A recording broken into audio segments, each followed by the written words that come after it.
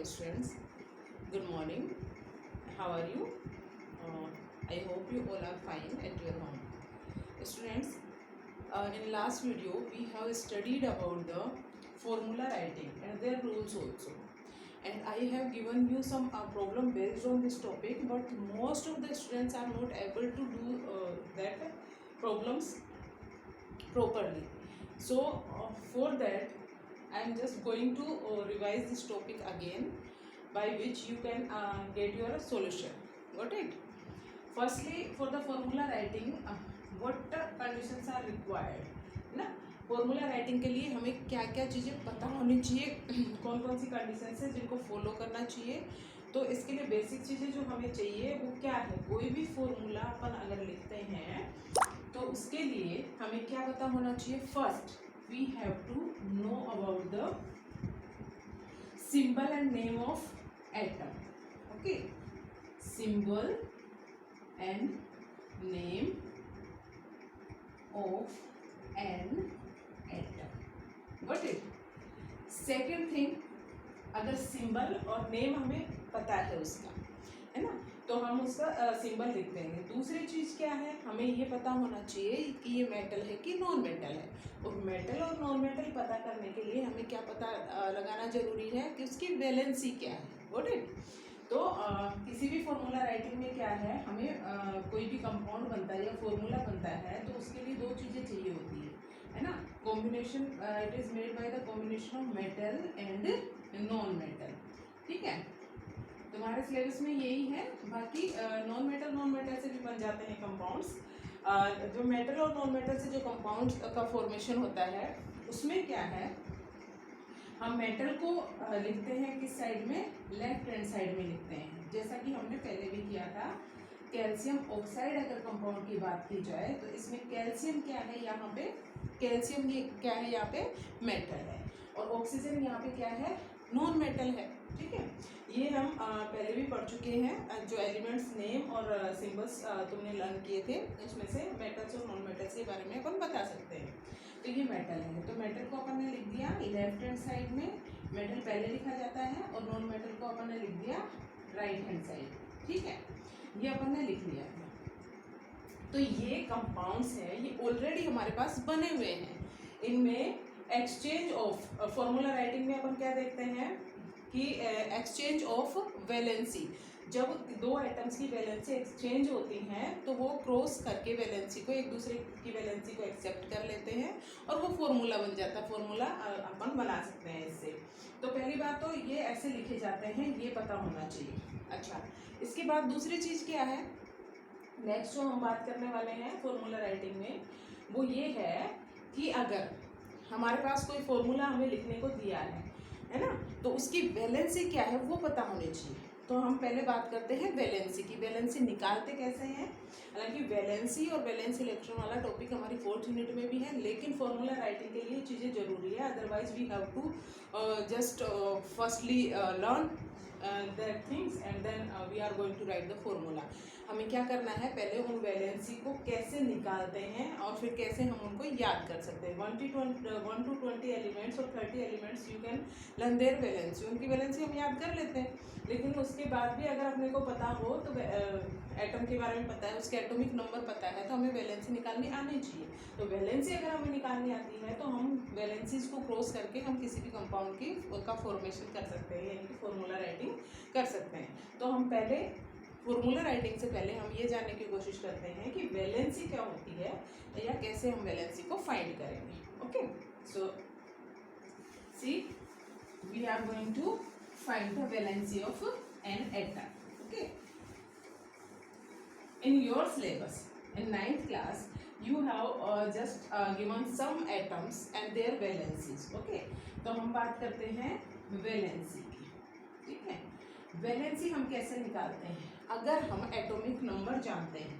ठीक है, अगर हमें एटॉमिक नंबर्स के बारे में पता है तो हम उसकी वैलेंसी निकाल सकते हैं. वैलेंसी हम कैसे निकालते हैं, मान लिया हमारे पास एक एटम दिया हुआ है, यहाँ पे हम बात कर रहे हैं फ्लोरीन. फ्लोरीन कितने नंबर पे आता है, 9 नंबर पे आता है. Got it?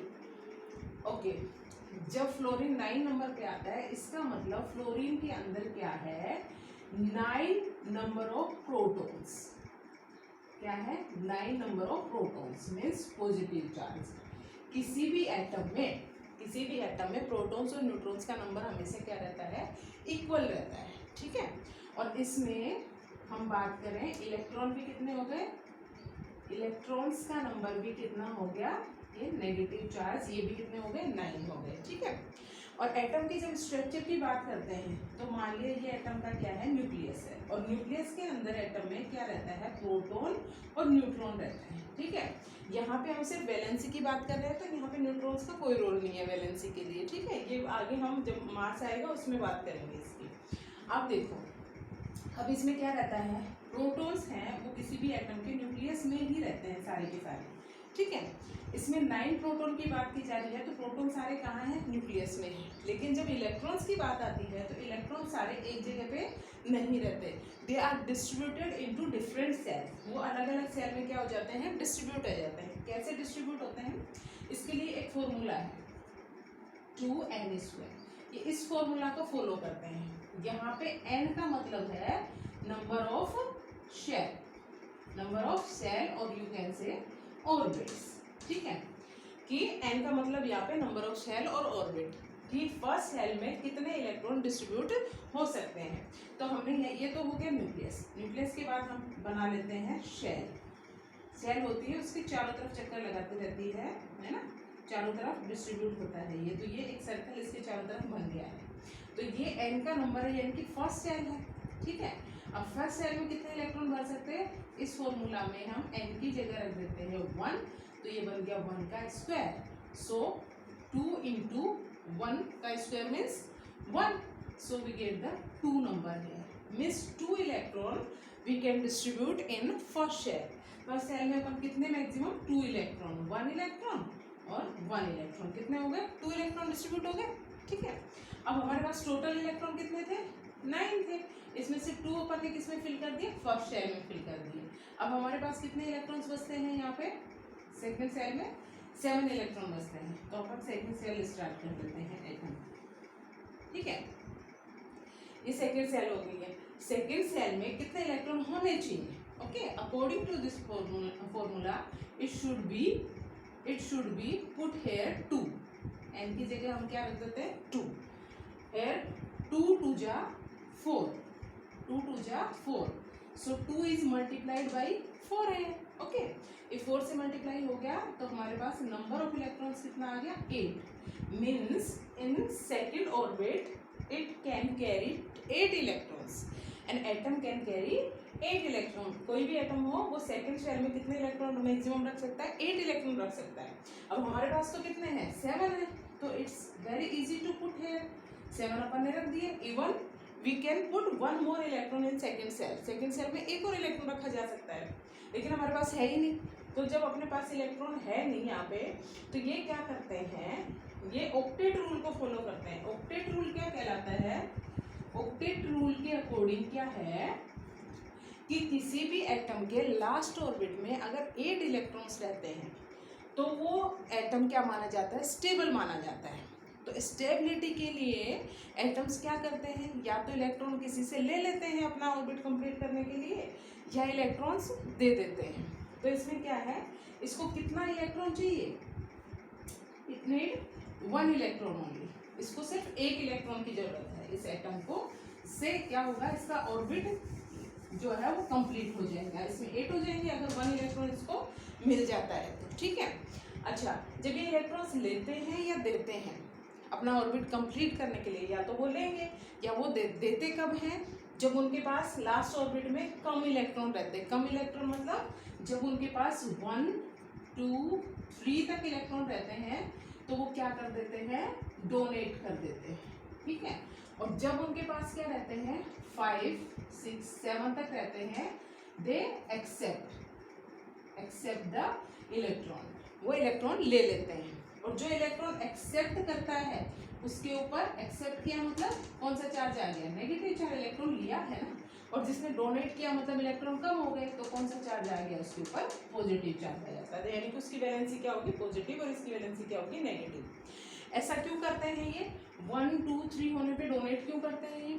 क्योंकि किसी भी एटम में स्टेबिलिटी के लिए जब ये इलेक्ट्रॉन लेते या देते हैं तो जित चाहे एक इलेक्ट्रॉन वो ले रहा है या दे रहा है तो उसको क्या करना पड़ता है, उतनी ही एनर्जी है वो लिबरेट करनी पड़ती है, उतनी एनर्जी उसकी खर्च होती है उसको लेने या देने में। तो इसके लिए अगर किसी भी इसमें लास्ट में अगर 1 होगा तो 7 लेना उसके लिए इतना इजी नहीं है जितना कि 1 देना इजी है, तो वो 1 डोनेट कर देगा, ऐसे ही 2 डोनेट कर देगा क्योंकि it required 6 to complete the orbit, and if it have the 3 in last orbit it need how many electrons, 5 electrons, so that they lose their electron and convert into positive charge ion, और जो positive charge ion में convert हो जाते हैं वो कहलाते हैं metals, और जो नेगेटिव में कन्वर्ट हो जाते हैं वो कहलाते हैं नॉन मेटल्स। ठीक है, तो जितने इलेक्ट्रॉन वो लेते या देते हैं, फॉर एग्जांपल है ना, here we are talking about the fluorine ना, fluorine has taken 1 electron, fluorine has taken 1 electron, इसने क्या ले लिया 1 इलेक्ट्रॉन, तो इसके ऊपर चार्ज क्या आ गया, माइनस चार्ज आ गया, कितना माइनस आ गया 1 माइनस, तो इसकी वैलेंसी क्या हो जाएगी -1। ठीक है, अच्छा हम इसके अलावा दूसरी बात करते हैं, किसी और एटम की बात करें तो इजीली जो समझ में आ जाए, हम किसकी बात कर लेते हैं, सोडियम की बात करते हैं। ठीक है, ये है हमारे पास सोडियम, सोडियम का एटॉमिक नंबर कितना होता है 11, मीन्स 11 नंबर ऑफ प्रोटॉन यानी कि पॉजिटिव चार्ज और 11 नंबर ऑफ इलेक्ट्रॉन यानी कि नेगेटिव चार्ज। अच्छा, इसमें इलेक्ट्रॉन का डिस्ट्रीब्यूशन देखें अपन, फर्स्ट ऑर्बिट में अपन 2 फिल कर देंगे, ये सबके लिए ही है, फर्स्ट में जाएंगे 2 तो हमने 2 फिल कर दिए, इसके बाद सेकंड ऑर्बिट में 8 इलेक्ट्रॉन फिल कर दिए क्योंकि 11 इलेक्ट्रॉन है हमारे पास इसमें। अच्छा, इसके बाद बचता है लास्ट ऑर्बिट में 1, अब जो लास्ट ऑर्बिट में बचा है इलेक्ट्रॉन वो कितना है 1, तो ये क्या करे लास्ट ऑर्बिट को कंप्लीट करने के लिए या तो इसको 8 कंप्लीट करे या ये क्या करे, एक जो है इसके पास ये डोनेट कर दे ताकि इसका लास्ट ऑर्बिट कौन सा हो जाएगा, ये हो जाएगा और ये कंप्लीट माना जाएगा। ये कंप्लीट हो गया तो हम इसको क्या मान लेंगे, स्टेबल मान लेंगे, so that sodium lose its 1 electron, और 1 इलेक्ट्रॉन लूज किया है इसने तो इसके ऊपर 1 पॉजिटिव चार्ज आ जाएगा और इसकी वैलेंसी क्या कहलाई +1। अब हम बात करते हैं किसकी, फ्लोरीन की। ठीक है, फ्लोरीन का नंबर कितना है 17 नंबर है, वही फर्स्ट इलेक्ट्रॉन, फर्स्ट ऑर्बिट में अपन 2 इलेक्ट्रॉन, सेकंड में अपन ने 8 फिल कर दिए और थर्ड वाले में 7 फिल कर दिए।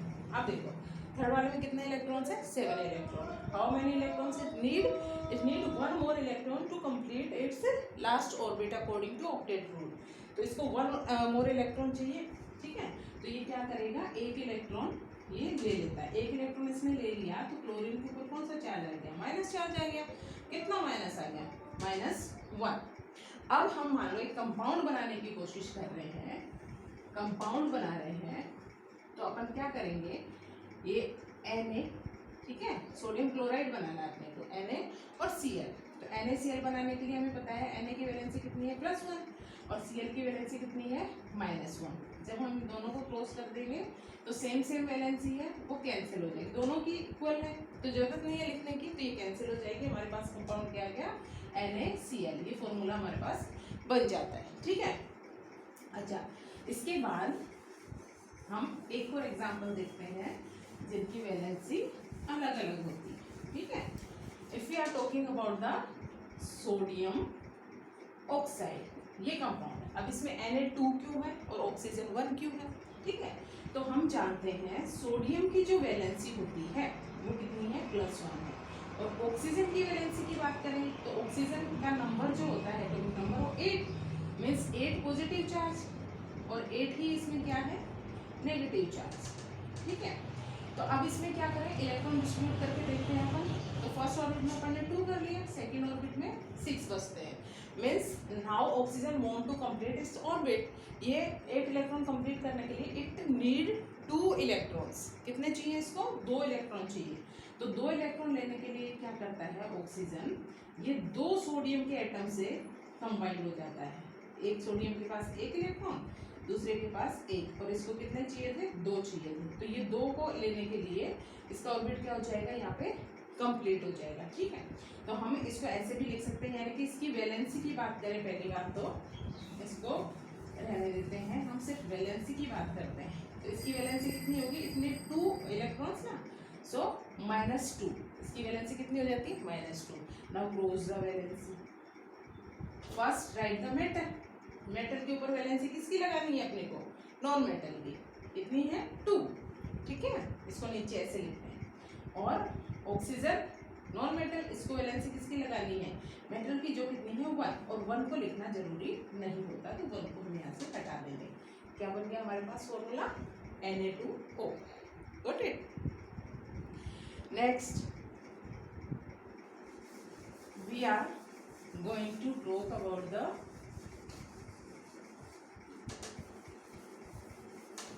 Molecular mass. ओके, मैंने तुम्हें मोलिक्यूलर मास के बारे में पढ़ाया था, ठीक है, मोलिक्यूलर मास कैसे निकालते हैं अपन, ठीक है। You have already given 1 to 20 elements and their mass, उनके मास मैंने पहले ही तुम्हें बता दिए थे और तुमने लर्न भी किए होंगे, तो उनके मास अगर तुम्हें पता है तो हम क्या निकाल सकते हैं, मोलिक्यूलर मास निकालें। मोलिक्यूल क्या होता है, कॉम्बिनेशन ऑफ 2 और मोर एटम्स, एटम्स के कॉम्बिनेशन से क्या बनता है, मोलिक्यूल बनता है, ठीक है। अगर हम बात करते हैं तो अगर एटॉमिक मास पता है तो हम क्या करेंगे, जितने एटम किसी मोलिक्यूल में हैं उनके सबके मास को क्या कर देंगे अपन, ऐड कर देंगे, ठीक है। अब हम बात करते हैं यहाँ पे, तुमसे पूछा गया molecular mass of calcium oxide, ठीक है, इसका बताना है। एटम देखो, पहले एटम का जितना नंबर है उसी की बात हो रही है, ठीक है। चलो कैल्शियम ऑक्साइड से पहले मैं वाटर मॉलिक्यूल का, जो तुम्हें पहले भी दे चुकी थी, इसमें देखो हमने वाटर मॉलिक्यूल की बात की थी। हमें पता है कि हाइड्रोजन का मास कितना होता है, 1 यूनिट, ठीक है। ऑक्सीजन का मास क्या होता है, 16 यूनिट, ठीक है। ये भी हम बात कर चुके हैं, यूनिट क्यों कहलाता है, ये एटॉमिक मास यूनिट से रिप्रेजेंट किया जाता है इसको। आजकल AMU की जगह डायरेक्ट यू लिखने लग गए, इसको यूनिट की फॉर्म में अपन इसको बोल देते हैं। अब इसमें देखो हाइड्रोजन का मास कितना है, 1, ठीक है। एटम हाइड्रोजन के कितने हैं, 2, सो मल्टीप्लाइड बाई 2। ऑक्सीजन का एटम 1 ही है यहाँ पे। अब बच्चों ने क्या किया, तुम लोग क्या कर रहे हो मोस्टली कि तुम फॉर्मूला जो ऑलरेडी दिया हुआ है उसमें भी उनकी वैलेंसीज को क्रॉस करके, उनके जो एटॉमिक नंबर है उनको क्रॉस करके फिर तुम मास निकालने की कोशिश कर रहे हो, जो कि रॉन्ग होता जा रहा है। इस फॉर्मूला हमारे पास ऑलरेडी गिवन है, तो हमें कुछ भी चेंज नहीं करना, जितने नंबर ऑफ एटम दिया है उसी नंबर ऑफ एटम के मास को मल्टीप्लाई करना है और फिर उसको ऐड करना है। तो इसमें ऐड क्या करना है अपने को, ऑक्सीजन, और ऑक्सीजन का मास कितना है 16, तो 2 1 जा 2 + 16 18, ये तो तुम्हें दिया हुआ है, ठीक है। दूसरा देखो इसका अनदर मॉलिक्यूल, अगर हम किसकी बात करें, कैल्शियम ऑक्साइड की बात करें, तो कैल्शियम का खुद का मास कितना होता है 40, ठीक है, और ऑक्सीजन का कितना होता है 16, तो प्लस 16 कितना हो गया 56 यूनिट। अगर हम बात करते हैं यहाँ पे HNO3 की, जो गिवन था, जो मोस्टली स्टूडेंट्स ने रॉन्ग किया है, तो इसमें देखो एटम्स देखो, हाइड्रोजन कितना है 1, ठीक है, तो 1 हाइड्रोजन का मास भी कितना होता है 1 ही होता है, तो इसको किसी से मल्टीप्लाई करने की जरूरत नहीं है, लिख दिया अपन ने। प्लस नाइट्रोजन, नाइट्रोजन कितने एटम है 1 एटम है, और 1 एटम का मास कितना हो गया 14 ही होता है, दूसरा एटम है ही नहीं, नाइट्रोजन का एक ही हमारे पास। अब बात करते हैं ऑक्सीजन, ऑक्सीजन के कितने एटम है 3 एटम है, तो ऑक्सीजन सिंगल ऑक्सीजन का मास कितना होता है 16, और हम बात कर रहे हैं कितने एटम्स की 3 एटम्स की, तो 16 को किससे मल्टीप्लाई कर दो 3 से मल्टीप्लाई कर देंगे, तो ये हमारे पास आ जाएगा 1 + 14 प्लस ना 16 3 जा 48, कितना हो गया टोटल करके देखो इसका 40 और 50 52 40 50 60 63, ये आ जाता है हमारे पास 63 यूनिट।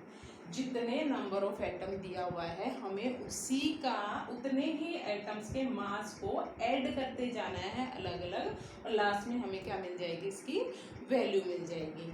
ऐसे ही तुमने क्या किया, कार्बन डाइऑक्साइड का तुम्हें दे रखा है, you have 1 atom of carbon only, और 1 एटम ऑफ कार्बन का मास कितना है, एक ही है, तो एक का ही लिखना है, ये है 12, और ऑक्सीजन के कितने एटम है यहाँ पे 2, तो 2 एटम ऑफ ऑक्सीजन का मास कितना है 16, तो इसको मल्टीप्लाई करो, 12 + 16 2 जा 32, तो ये कितना हो गया 32 + 12 44 यूनिट। ये ऐसे हम इसका मास निकालते हैं। तो तुम्हें मास निकालते टाइम उनके जो भी नंबर्स हैं, एटॉमिक नंबर्स जो दे रखे हैं, total number of atom which are taking part for making the formula, तो ये बन जाता है molecule. So that's why it is known as a molecular mass. इसको क्या कह देते हैं? मोलिक्यूलर मास, और फॉर्मूला यूनिट मास भी अपन इसी को कहते हैं। Thank you.